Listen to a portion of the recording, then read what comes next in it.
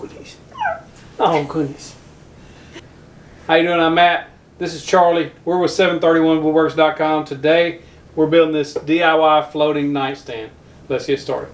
So this project's super simple. We're using plywood, pocket hole screws. That's it. You don't need anything special to make it. All you need is a saw of some kind, some type of pocket hole, or some type of screws. You don't even have to use pocket holes. Let me show you how I built it. So this is a pretty simple project. We're going to start out with using 3/4 inch plywood. That's all it's going to be built out of is plywood. I'm going to use pocket hole screws, and we're just going to cut this down into pieces that the size that I want for the floating nightstand. It's very simple. You don't have to have a table saw or a miter saw or anything like that. Just some type of circular saw is helpful. You can use a jigsaw if that's what you got, and then of course drills or impacts, stuff like that. So I'm using the Craig Rip Cut. You don't have to have this, but this is like 40 bucks. And if you use with any kind of sheet goods, if you work with sheet goods much at all, this is extremely valuable to have. It's a saw guide. This will run along the edge of your plywood, and then it'll cut at anywhere up to 24 inches wide on a sheet, on a piece of plywood. So it really helps to keep everything nice and straight and consistent cuts. It's very important when you're building any type of furniture that everything is nice and square. And this is just an old circular saw. You can see that it just slips right in. Phillips head screws attaches it to that. Everything's nice and square from that point, and you can just use it. So for this nightstand, we're going to have that 12-inch back that's higher than the actual box. And then we're just building the box and attaching it to that, and then we will attach that to the wall with some type of drywall anchor. So for the back, I know that I want it 12 inches tall overall from the bottom all the way to the top. My box is going to have a 6-inch depth in there, and so I'm going to go ahead and cut a 12-inch strip off of this piece of plywood and then rip that down to 18 inches wide, which is our width of our nightstand.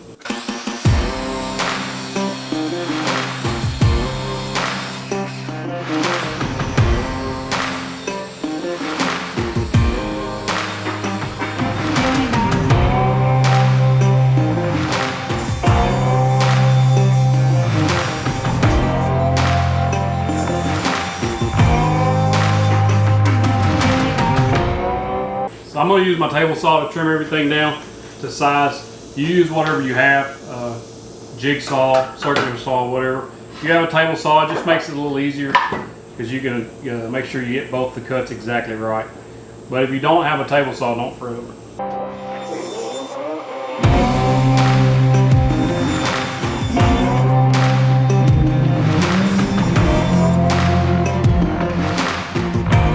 So this is the basic look. And what we did was we got a 6-inch, quite 5 3/4 inch pocket here. This should be 18 inches wide, and then of course the total overall height is 12. It's going to give us a little bit of a back on there just for decorative looks. Now you could easily take these and extend them over, make these shorter, still have the same pocket, right? The reason I didn't do that is because I want the pocket holes to go into this side piece from underneath on each one. If I did it on top, the only way to pocket hole them, you could screw from the top. You don't have those screw holes there, but the pocket holes won't attach very well coming from underneath like that. That's my reasoning. We're going to paint this after it's sanded, and then we'll distress it. But for now, we're going to do pocket holes. And what I'm going to do is just mark here probably 3 pocket holes in each piece. I like to do is about 2 inches off the edge, and then center on the pocket holes, so 3 on the top and the bottom. And then on this side piece, we will take and just do, on the side piece, I'm going to do 1 pocket hole in the center, and then 1 on each of the edges. So when I screw into there, everything is going to be nice and attached. You don't have to worry about it ever coming loose. It'll be more secure than it actually needs to be.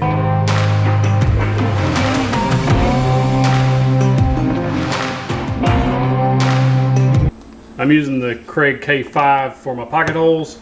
This is a very, very nice piece of equipment to have. It's only about $120 or so. It comes with the bits, everything you need to drill pocket holes and work with those.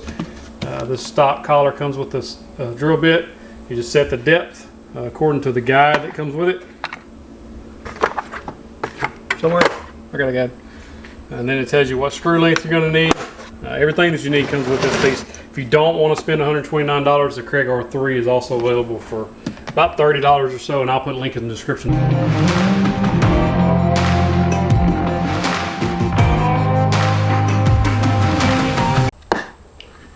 Got all my pieces cut out.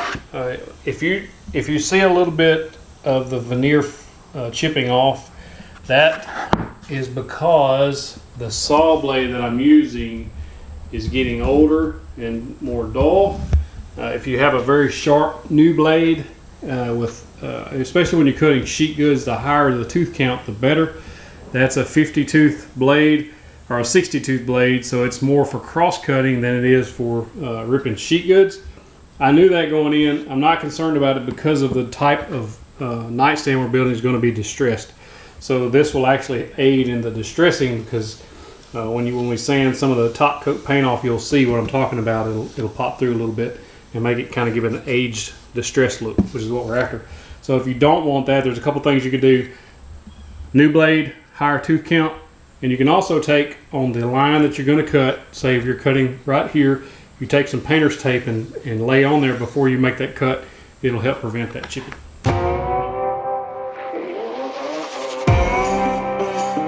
So now we're going to assemble our nightstand together. You can see this is going to be a fairly small nightstand. So if you want something bigger, you just make the measurements larger.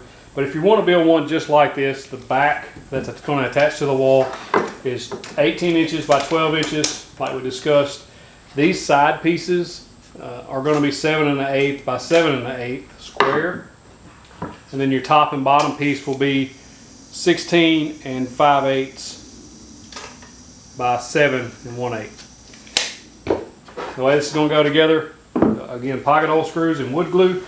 Wood glue holds it together very nicely, and you won't have to worry about that. So what I'm going to do is put the top on first, and the reason I'm doing that is because it's going to make it easier to get to those pocket holes if the bottom's not in the way. But I'm going to set the bottom on there right now just to get everything lined up and flush where I want it before attaching the top. So my side pieces, I'm going to make sure they're flush on the bottom, and then that this top piece is flush with the top of this, and then that's where we're going to know that's where it goes. Once those are where I want them, I'm using Type Bond 2. It's extremely good wood glue. If you don't use wood glue in your projects, I'll highly recommend it, because once you put this glue on there and it's dry, which doesn't take very long at all, it creates an extremely good bond. So much so that it'll actually rip the wood off of the piece you've glued to. And I just smear that on there with my finger. It doesn't take a whole lot, as you can see. I wipe my excess under the work table. Don't forget that you're going to center it up also, make sure each side is flush. This feels like there's going to be just maybe a 64th of an inch right there on each side. This piece is just a tiny bit too short, which is not a problem. It's not going to affect anything in this build. Just a couple of 24-inch Betsy clamps. I'm just applying just a tiny bit of pressure because when you put the pocket hole screw in, you don't want it to push this up out of the way, which is what it tends to do. These are 1 1/4 pocket hole screws. That's what is supposed to be used on 3/4 inch material.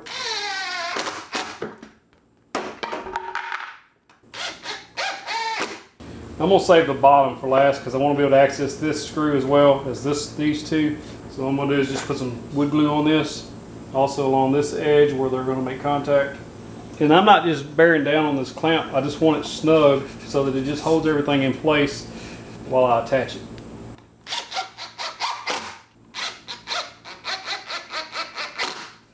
And the reason I wipe that off is because if you don't, you'll wind up with a lot of squeeze out, and I just don't want to have to deal with that right now. So I'm just trying to get it's moving quite a bit on me. I didn't have it in place before I tried to clamp it. Mainly making sure that top is flush. That's what I was concerned about. I want to make sure it's flush.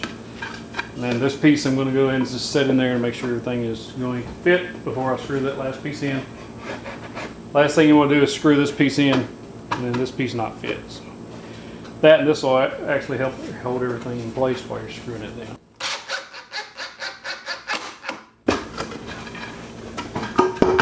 That piece is destined to stay on the floor.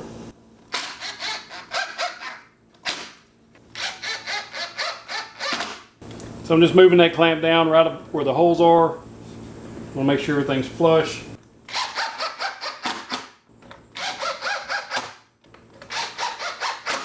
So I can feel this one is off a little bit on this end, so we can just take our clamp, pull it in line once it's in line. Our very easy nightstand is now ready to be sanded. The finish sand on it, 120 grit, just to knock off any rough edges, and then we're going to paint and distress it. It's a very simple project. As you can see when it's hanging on the wall, you're probably not going to be able to see any pocket holes. If you do, it'll be those in the very back because everything's underneath. It's a very clean design. This is just going to be something, just a little side table for our guest room, and I think it's going to be nice. Now, if you don't want those plywood edges showing, here's what you can do. Take some 1x material. You take those and if you have a table saw, you can rip an 1/8 inch strip off and attach to the front of this with a brad nail. Just glue and brad nail across the front, and you can putty and you can paint that. It'll hide that plywood edge. If you're going to do that, you'll make these pieces shorter, these pieces longer, so they overlap and you won't see the top edge. We will actually want this plywood edge because we're distressing, and it's going to give us the look that we want. Alright, so I didn't show what the final sand. I just got 120 grit on there, same as I was using earlier. I take my sander and so what you're going to do is when you're going to start sanding with the edges and just slightly move it from parallel to horizontal in a slower motion, basically about this speed, and that's going to round over those sharp edges. Did that all the way around. You can see it's going to get some of your veneer, so if you're staining that, just know that it's going to pull some of that veneer off doing that way. But that way I don't have any sharp edges on this. Everything on the same thing on the corners, just kind of hit those, and that makes everything nice and smooth, ready for paint. So if you've been following this channel any time at all, you know that this is different. So I've basically made a home gym in the wood shop because of COVID and everything shutting down. So I started a new channel called Lift the Barbell. If you want to check that out, I'll drop a link in the description below. It's just home gym equipment reviews and what I think about the equipment that I've purchased so far. Check that out, help support that channel, I appreciate it. So we're going to paint this to match the DIY daybed that we made. If you haven't seen that video, check it out. It's linked in the description below. So it's going to be gray and then white, and then we're going to distress. So I'm going to put 2 coats of gray on there, then 2 coats of white, and then we'll distress it with 120 grit sandpaper. So I just got some cheap gray paint. This is Walmart Glidden paint. I don't like Walmart paint, but I've got this here handy. It's going to be an undercoat, so it doesn't matter that much. The top coat will be a nice quality Sherwin-Williams paint. Pocket holes, they're hard to get into with a brush, Q-tip, and just paint. So much easier than trying to jab this brush into one of those holes and won't cover it all the way. Q-tips. So we'll paint those pocket holes first. They make pocket hole plugs. If you want to buy those, you glue them in, sand them flat. They're not going to be showing, so it doesn't matter to me. So we'll let this dry probably 45 minutes to an hour, and then once it's dry, we'll come back and put a second coat on there. You want a pretty decent coat of the base coat, at least 2 coats, because if you don't, when you go to distress, you'll actually get more wood color pop through than you would want. There's going to be some, but you don't want just all. You want the gray to come through.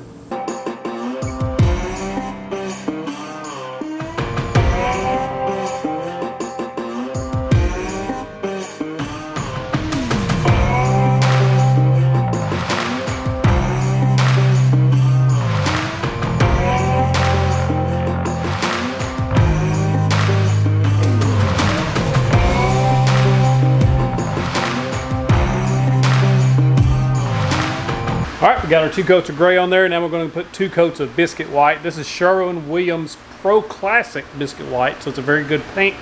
It's about between $50 and $75 per gallon, depending on if you get the contractor discount or not.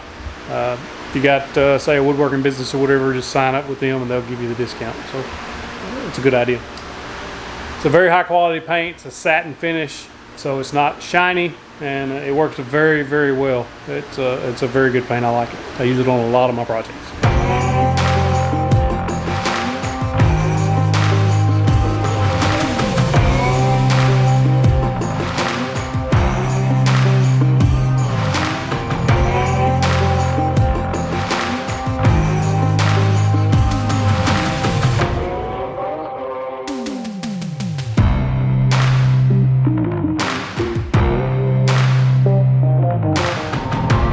So it's time to mount it, and I just went ahead and just pre-drilled a couple of holes in there. We'll use these hollow wall anchors. They'll hold 80 pounds each. That should be enough to hold up the nightstand. We're going to attach it to this short wall here. That's why we made it short.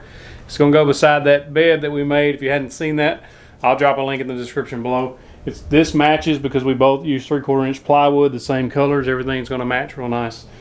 So let's just go ahead and hang it. What I've done is I've pre-drilled a couple of holes. I'm going to hold that up to the wall, get it good and level, and drill those holes. We'll take it down, install those anchors, and then screw it to the wall.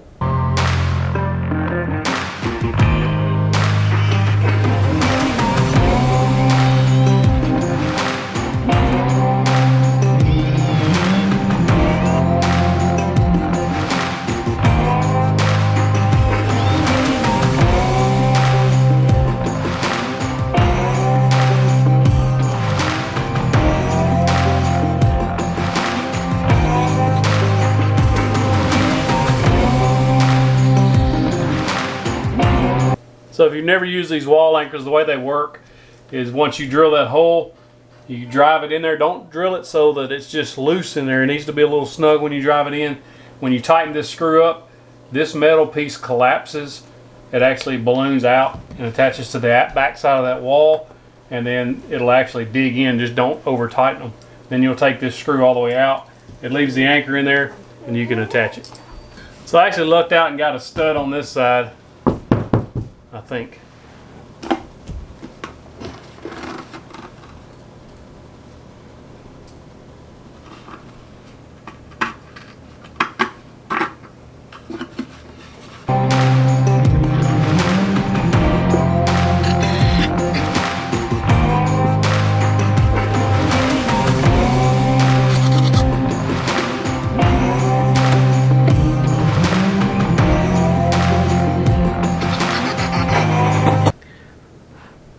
That's going in there. So this is our spare bedroom that we designed this day bed for in the last video. If you check that out, I'll put a link in the description below to the day bed video. So we used the leftover plywood from that video, or from this project, to build this little nightstand. It's a very small nightstand, but it's a smaller room, and it just gives a place for somebody to set their remote, drink, something like that. We're using this spare bedroom as our dog's room. It's also the treadmill room, and but we got pictures of our dogs on the wall, as well as their names above me. It's just a nice little addition to the room. There's not really a place in here to put a big size table, so we just made our own as a floating nightstand, or a floating shelf rather.